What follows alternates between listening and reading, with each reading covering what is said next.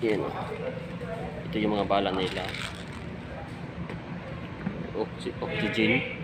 Yan ang ginagamit nila. Tapos na yata sila kasi 1 hour lang ang kinuha. Oh, wala pa.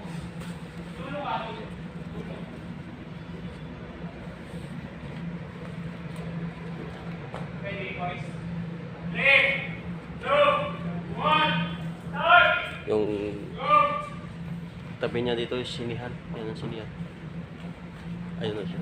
Ayan na yung alaga ko. Naglalaro. Yun. O, rinig niya yan?